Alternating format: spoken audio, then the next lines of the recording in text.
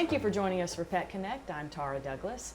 We have our first annual turkey trot this weekend, so it's going to be on November 15th at Lake Howard. The Sylacauga Parks and Rec Department, as well as the Sylacauga Animal Shelter, have joined forces so that we can get some of the shelter dogs out to walk them at Sycamore Trail. So if you can join us, it's going to be this Saturday from 11 to 1, and we're going to have turkey hot dogs, turkey chili, so it should be a great time, and the weather looks like it's going to be great. So if you would like to come out and help us walk dogs, or just come out and pet dogs and enjoy being outdoors, come on out with us, because we need some help to get the dogs out. And if you come out, you can meet our pet of the week. So we'll have a picture of Alina up in just a moment. Here she is. She's almost 2 years old. She is a very sweet dog. We have a picture of her at an adoption event, so she's been out and about quite a bit. She is good with people. She's good with other dogs.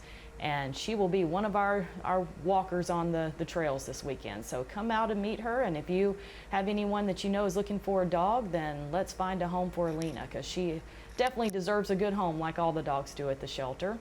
And if you think about it and you don't think the walking dogs or petting dogs or coming out and petting the cats is your thing, then there's always some different opportunities for helping the shelter out. You can go to the shelter's Facebook page, and they will list all the different items that they need if you'd like to donate. And speaking of donating, that's why I have my guest here today. Knollwood Christian School did a food drive for the shelter, and we were so appreciative of everything that they did. So I've got two of the students here, and they're going to discuss different things about giving back to the community and being able to give to the animal shelter. So ladies, thank you for coming on the show. Thank you for inviting us. I'm going to have both of you introduce yourselves. So Andrea, if you'd like to go first. I am Andrea Williams. I am 13 years old, and I'm currently living in Childersburg, Alabama. And I'm Lindley Blankenship. I live in Sylacauga, and I'm 11. Okay. Now, Knollwood did this food drive last year. I know of. There may have been others, but we've talked to them each year because they do it during their Spirit Week, and they pick an organization that they can help. So tell me about Spirit Week. What is that? So Spirit Week is like a really fun dress-up week. For a couple years we did like 70s and 60s nights, but it's just we do different things each year. And now, Andrew, you were telling me some of the different dress-up days that you had. What did you get to do? for this year, for Monday, we did Pajama Day. We always do Pajama Day. For Wednesday, we did Western Wednesday, which was a bit different in our department. And for Friday, we did something called Character Day, where you dress up as any character from a book, movie, TV show, whatever. And oddly enough, it was on Halloween Day, so we got a lot of fun in with that one. It sounds like a lot of fun. It sounds like you guys have such a good time at school, and you learn so much too. And so you learn about giving back to the community. And I know that at Knollwood, a lot of the mission is to teach you that serving others is way more important than being served. And so in this case, you helped serve the animal shelter. Do either one of you know how that came about? How did the school decide to help the shelter? Our school's always like deciding to help like organizations that don't always like get the most of the cut. So it was just a really fun thing for us to do, and we all pitched in, and we all, yeah. What kind of things were donated?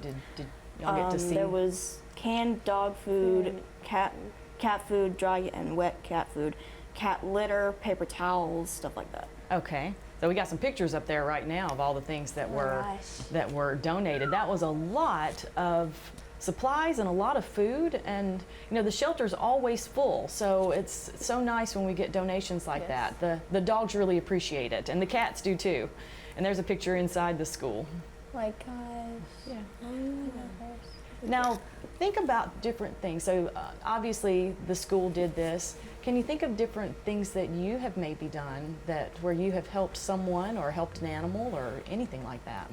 Well, when I get pets, I almost like never get them from a breeder. I always get them from like an animal shelter. If a stray comes up, we usually keep it. But also just like if the shelter has like events or anything, just like go in and helping. Or if you see somebody that needs help, just help them. Like be like safe, but still help them, because that's what God says to do. Absolutely. And then Andrew, you have an example of a time that you were able to help. I do. It was really funny. So my mother was working on the tractor, and she was coming home, and we live like right by a four-way, so she was on this side of the four-way, and our great-grandmother's house is like right here. So I was there during this time, and while she was working, she sees some sort of dog of some sort, and she figures, oh, this must be some sort of neighbor's dog. And then she realizes that it is a dog, and it keeps like approaching her tractor, like not letting her go. And then she sees someone in the distance, and she's like, oh, this must be the owner. And it was me. And I picked up the dog, and I went right back to my great-grandmother's house, and I carried it the whole way. Oh my gosh. So, sometimes they seem like they're light until you have to carry them a long way. Then you realize they're not so light. Exactly. So your mom thought that you must have been the owner, but then you ended up being the owner, right? We are Did you guys now. keep it? Yes. So that was actually correct when she saw you coming. You were the owner. Now, both of you have pets. So let's talk. Lindley, let's start with you. Tell me about some of your pets. Okay, so we have an outside dog. His name is Bingo.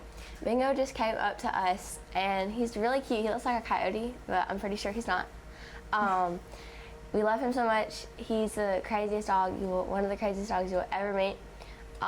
Yesterday we were playing, and he knocked me off my feet. And then we have Lexi. She's an indoor-outdoor dog, but she's getting a little old, but we still love her. She's like a border collie Aussie mix. Okay. So she's really cute. And then we have Blue. Blue is just the lazy cat of the house, but he's really soft and always loves to cuddle. So you've got a good crew there. Yes. And now you also have animals, Andrea. What do you I have?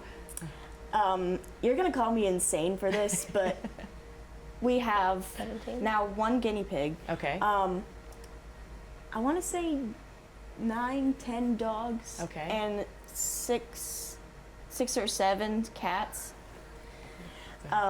Yeah. People in animal rescue won't say that you're crazy, because we all have a lot of animals when you start working with it. So I'm happy to see that someone is helping and rescuing animals with both of you. Now, what else do you have? You have guinea pig, dogs, cats? Horses, chickens, and that's about it. Okay, so you've got a big crew at home. Who do you enjoy taking care of the most? Probably our newest rescue, a kitten named Esmeralda. Okay.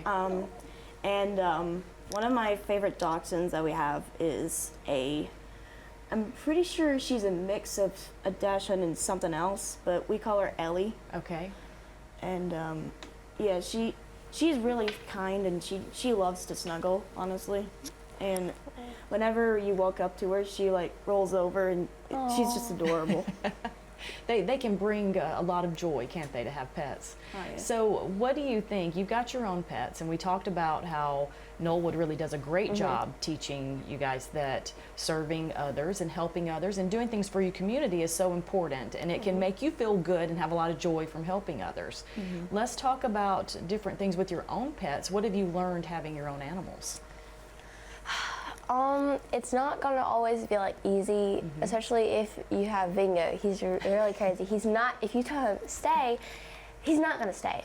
So you have to learn how to like come up with like alternatives for what you would want them to do. Okay. So that's kind of the harder part, but it always brings joy if you teach them something or you just get them to do something. It's So always joyful. It helps you learn patience Yes, when you it have a does. dog or a cat, It because does. like you said, they're not going to always do what you do, and not everything is going to be perfect, right? So and life's not perfect, so you can learn a lot of good lessons. What else? Can you think of anything, Andrea, that you learned from having pets? They pee wherever they want to.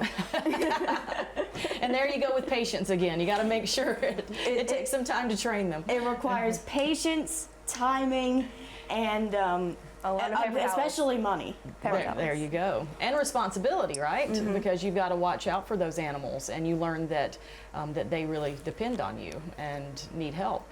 Now, knowing your animals, and so you did these things for the shelter animals. What if those shelter animals could tell you thank you or say something to you? What do you think they would say for getting all of this food from you? I'm glad you helped in whatever way you can, because I mean we can't take them all home. I That's would like true. to. My parents do. I would love to, but I can't because they're not. It's not my house. But just helping them is always a good thing. And if you think about it, this food food drive that you did at Knollwood, that might seem like a small thing. It's very big for those animals at the shelter, but think about the different things that ripple effect. What can happen from that? Because the fact that you donated food, other people see that and might think, you know what, I'm going to donate some food too. Or other organizations might. Or if you think about, your friends and family, they're going to hear that you did that. They might say, you know what, I've been thinking about getting a dog and adopting a dog from there. And so there's so many ways that what you did, and not just for animals, but the different things that you do for the community in general. So tell me some things I want both of you to think about. If you could encourage other kids, if you had some other kids that said, you know what, I would like to help the community in some way, but I don't know how to do it, what would you tell them to encourage them to find something? For me, it's like get involved with a sport that helps other things instead of just being all worried about how you're gonna grow as a sport. Okay, because you're big in pickleball. Yes, I am. And like getting involved with good people that want to help the community, like picking up litter is always a good thing because it's also good for the community, but it's also good for the animals because if they swallow some of that, it's not going to be good for them. That's true. Always like try to help any organization when you can and just get involved in stuff that you enjoy. Absolutely. Be willing to donate any money you have on the side, basically to encourage and help the community, and be able to speak up for your community, such as when, for example, if, let me think of an example here. When like if somebody's putting the animal shelter like down, like that's just not a good place, like, and just speak up for them. Like don't be small to sue other people. Absolutely. And that's good for any aspect of life, right? Not just with the animal shelter. such as when the community is taking down like a really important like monument that for an expanding company. You need to speak up for that since that monument stands for so much in your community. And basically, don't be scared to sacrifice something. Yeah. There you go. And if you think about it, the two of you have done so much just coming on the show and talking about ways that you can help a community. We need more young people like the two of you in our communities, and in any small community, because our communities are only as strong as each member. So if we all work together and help each other, not just animals, but help in so many of the different organizations. So you can always encourage other kids that even if the animal shelter's not their thing, there's so many different ways they can help and different things they can do and help in the community and speak up and do things. So we really appreciate the two of you coming on the show. Have either of you thought of other projects you might like to be a part of, or you might like the school to do? More like we do like Alabama Childhood Food Solutions, and towards like the winter months we do it twice a month. That's great. And I love pretty much my whole school loves it. It's just a fun thing for us to do, and we still have time to do work at the end of the day, which is the thing our teachers like, so we don't get behind. But doing more like projects for like animal shelters, like places where like they need help, and just just always being like observant of everything that needs. And Andrea mentioned if you have extra money, you can always donate to these different organizations. But also, if you don't have the extra money, if you got the time, then, or even if you're just sharing something, if people are on social media, if they share information through that, or if they just talk to people, that's a way to help too. If you don't have time and don't have money, then you can definitely make sure people know about the different things going on around town, different ways to help. So. I appreciate the two of you for coming on. Thank you both for rescuing animals, and thank you so much for donating and being a part of Knollwood's food drive. So we'll have you guys on to talk again about something else that you want to talk about with the community or your animals.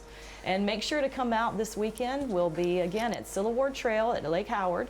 Come on out from 11 to 1, and we'll be walking dogs there. And then the rest of the weekends we'll be right back at the shelter. We're there walking every weekend if you're thinking about walking dogs. And come out to meet Alina, our pet of the week. Let's find her a home. She needs to get out of that shelter. So we will have more Daybreak after these messages, and we'll see everybody this weekend.